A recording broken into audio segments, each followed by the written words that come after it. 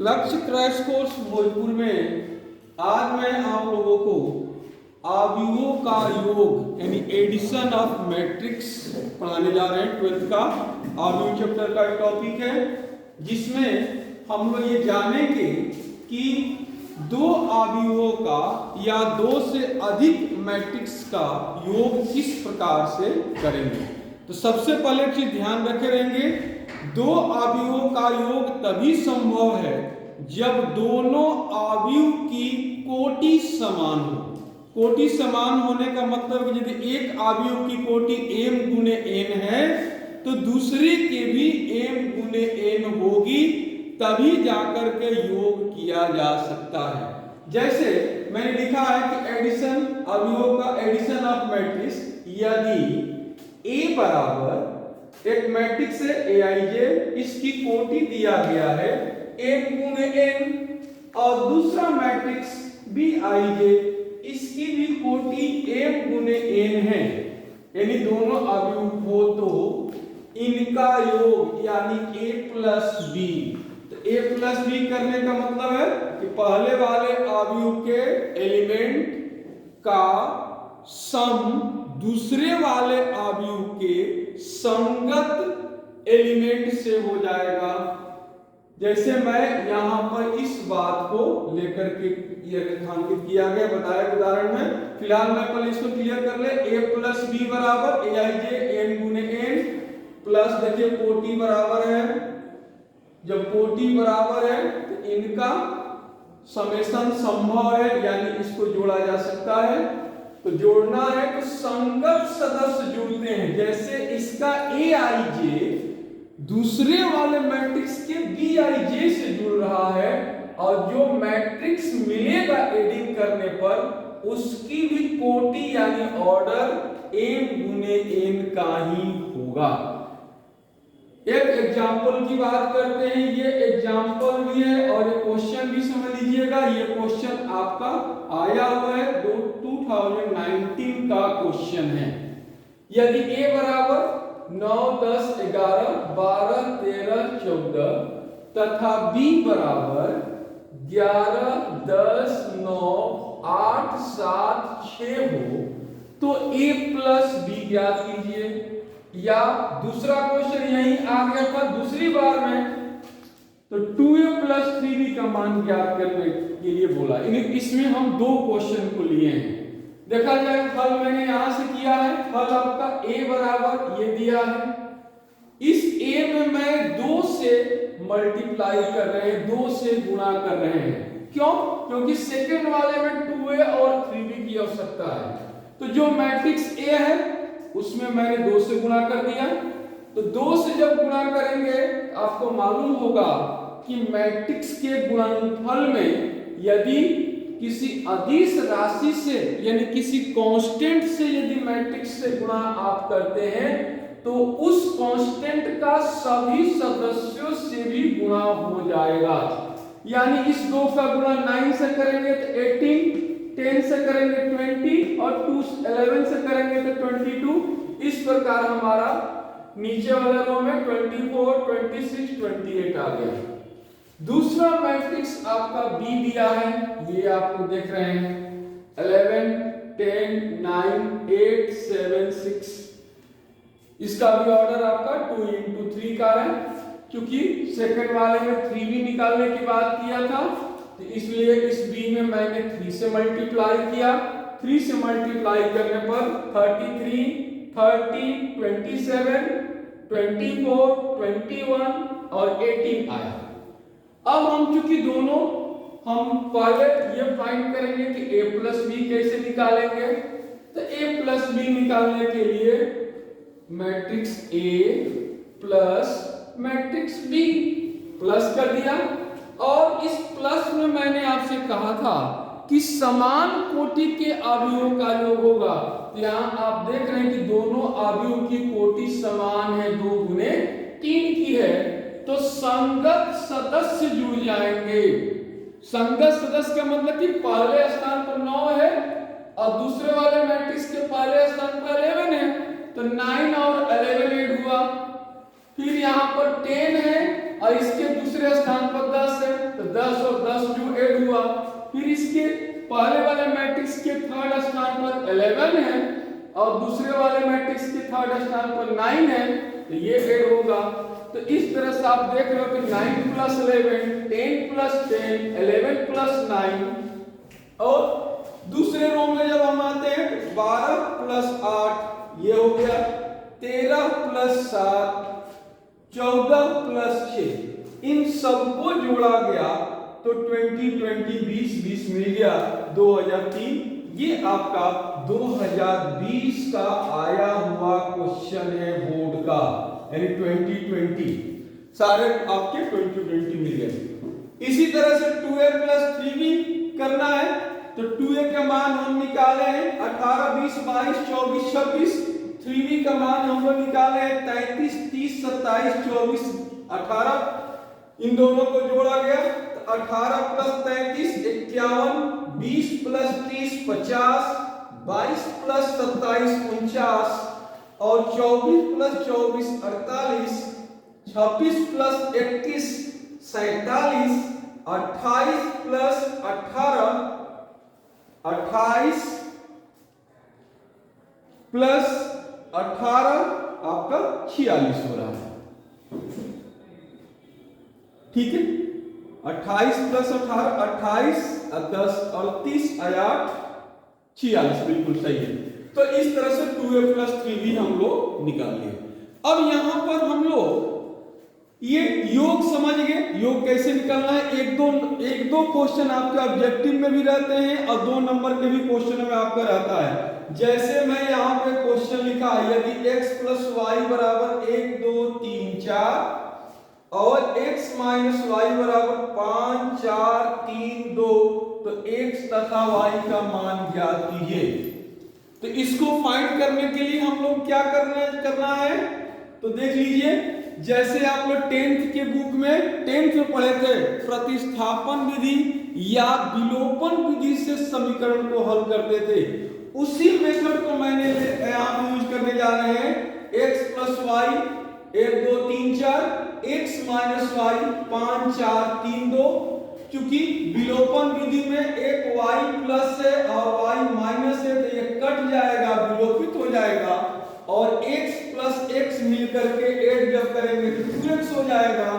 अब यहाँ पर पहले वाले मैट्रिक्स को दूसरे वाले मैट्रिक्स से ऐड करना है। देख लीजिए 1 2 3 और 5 4 3 2 को ऐड करने जा रहे हैं।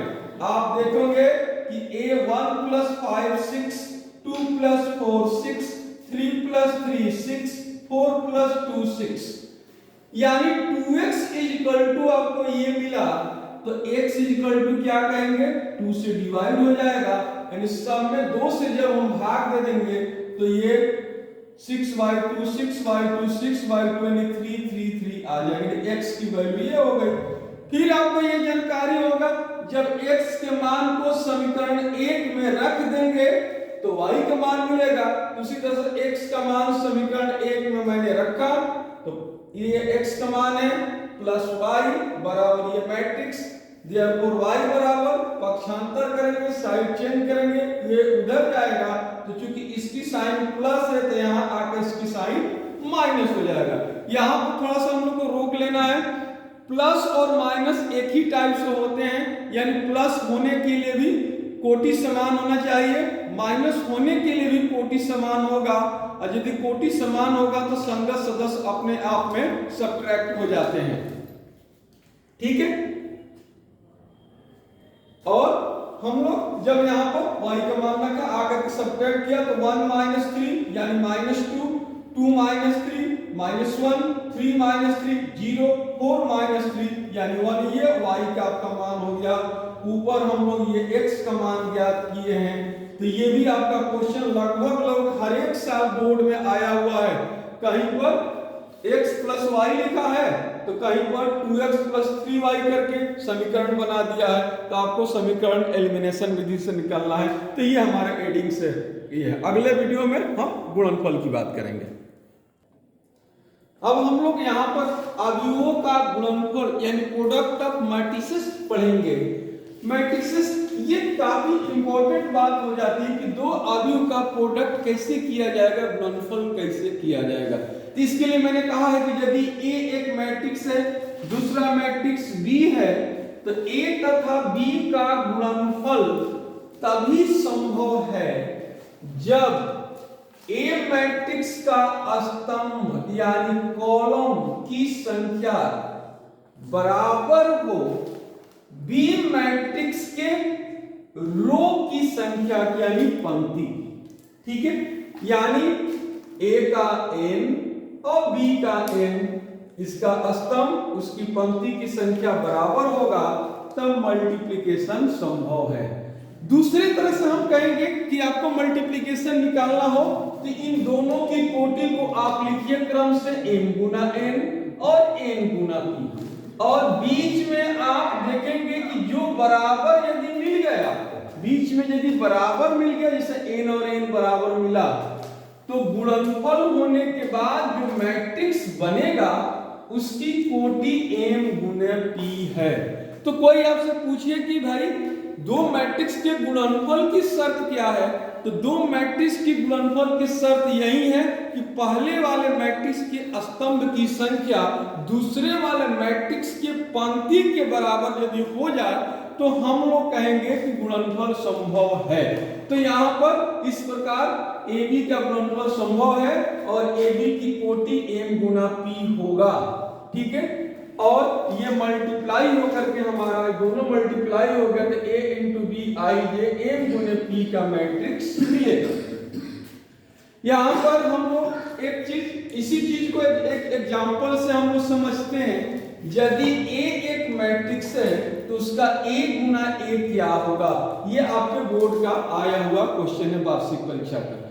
यहाँ पर दो मैट्रिक्स न लेकर के एक ही मैट्रिक्स लिया है A को, तो A गुना A की कोटि 2 गुने 2 है, तो दूसरे वाले की कोटि 2 गुने 2 ही होगी, दोनों चूंकि A ही समान है, बीच में देख सकते हो 2 2 बराबर है, इसलिए मल्टीप्लिकेशन संभव है।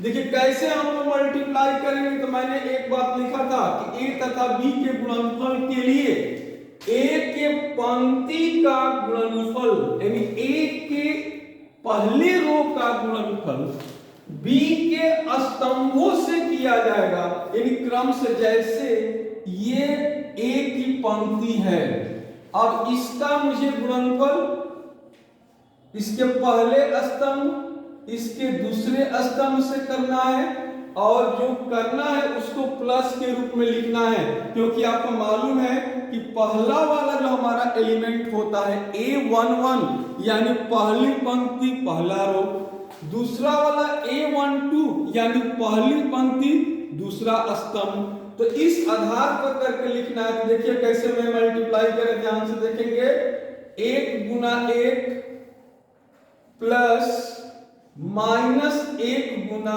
माइनस 1। ठीक है, फिर इसी पंक्ति को दूसरे स्तंभ से करना है, तो 1 गुना माइनस 1 प्लस माइनस 1 गुना 1। पहला वाला हमारा रो कंप्लीट हुआ।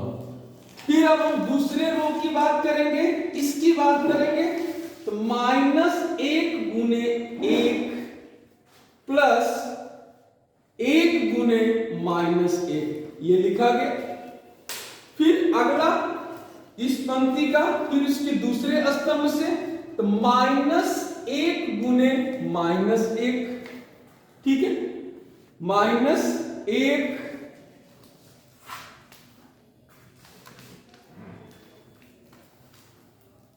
यहां पर माइनस 1 गुने माइनस 1 प्लस 1 गुने 1, ये कर दिया गया। अब यहाँ पर समान कैलकुलेशन करना है, 1 गुने 1 यानी 1 होगा, माइनस गुने माइनस प्लस 1 होगा। फिर अगला आपका 1 गुने माइनस 1 हुआ, ये भी माइनस 1 हुआ। यहाँ पर देखिए माइनस 1 इंटू 1 माइनस 1, और फिर ये 1 into minus 1 minus 1, minus into minus 1 यानी प्लस 1, और 1 गुने 1 यानी प्लस 1। अब इसको जब हम ऐड करेंगे तो 1 प्लस 1 2 हो गया, माइनस 1 माइनस 2 हो गया, ये भी माइनस 2 हो गया, और ये 1 प्लस 1 2 हो गया। तो इस तरह से a गुना a यही आपका होगा 2 माइनस 2 और -2 × 2। यहाँ पर भी एक क्वेश्चन छिपा हुआ है। यदि मैं इसमें से 2 कॉमन कर ले तो आपको ध्यान देंगे कि 1 -1 1, यानी हमें इसको तो हम a माने थे ना, तो यानी इतना बराबर आपका हो जाएगा 2a।